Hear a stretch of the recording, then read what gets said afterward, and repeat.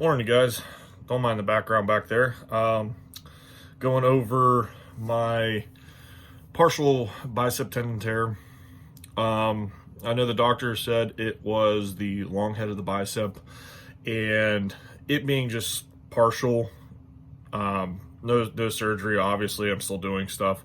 So I'm making this video so that you guys can see what you can, what you can't do, and how to recover from something like this. I know some of you out there might be like, oh, well, you shouldn't be doing anything. You got to be on bed rest, this, that, and the other. Not necessarily the case. Even the doctor said, do what you can, do as much as you can, break down the scar tissue and get blood into the muscle and everything. And I'll show you guys like a close up here. I'll actually pull my sleeve up a little bit and whatnot, if it'll stay, bring you in.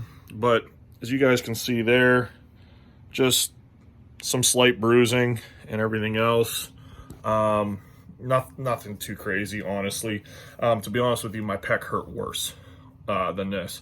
I mean, initially it hurt, don't get me wrong, but with the ache and whatnot, it definitely, the pec definitely greatly outweighed the bicep tendon.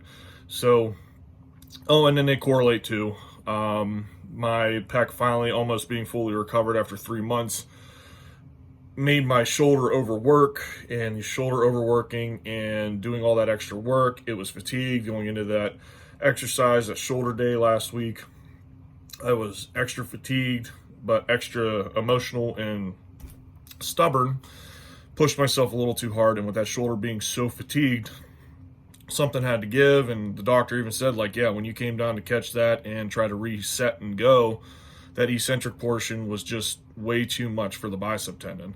And I was like, yeah, I felt that, But, I mean, regardless, I'm going to show you guys here a couple exercises and whatnot that I'm doing today. They're not hard. They're going to get blood into my shoulders and just get everything loose, everything moving, and we're going to stretch just to get blood in there. I'm not going to do shoulder presses. I'm not going to do nothing crazy to where I'm going to re-injure the muscle.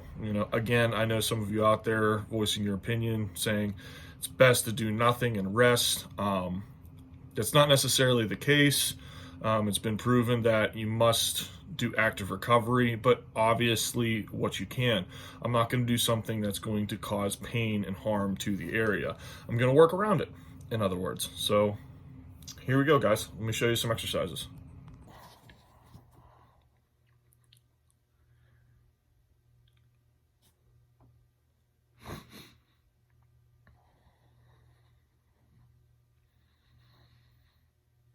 So this is called Tabitha. You go 20 seconds on, 10 seconds off. So that was my 20 seconds there. And do that for about 8 rounds. So it's about 4 minutes. And we're about to go. I usually do this as a warm-up all the time. It's usually my go-to warm-up. I'll do jump rope with this, which you guys will see here in a little bit. But planks are always my go-to. I think they're great for shoulder stability, core stability, and to be able to, well, just get everything warmed up, primed and firing.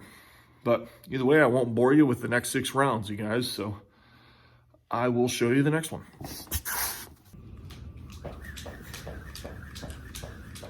So with the jump rope here, this one's just a nice full body exercise to get blood flowing in general throughout the entire body. So I'm getting a little bit of shoulder movement, but nothing like too crazy.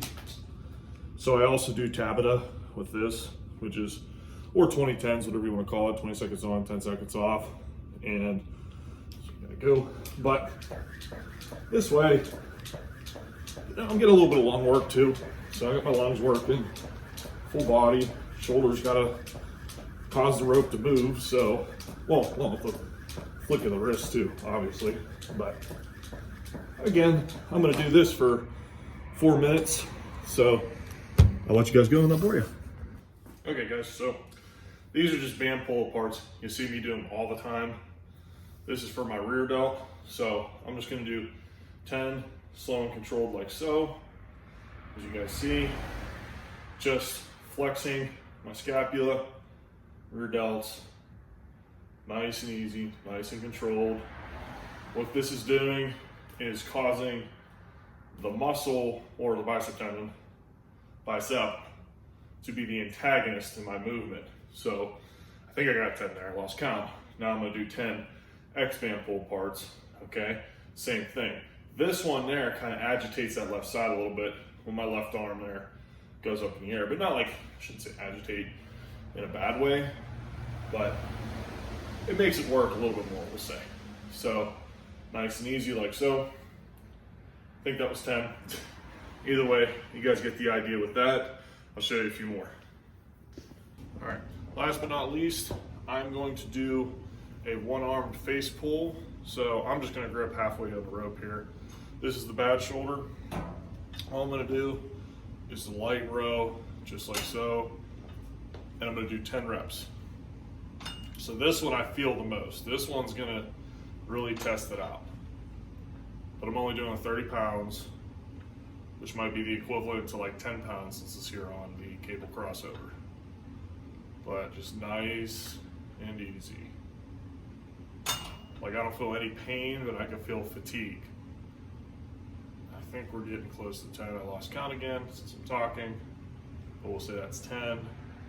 So there's that. Let me switch over to the other side real quick. I can bang these ones out since this one's my better arm. Doing this just to make sure everything stays even. I mean, it's not really challenging this arm, but it's getting some work in. But that's really about that, you guys. I'm gonna do 2 more sets, and that's all I'm gonna be doing besides stretching.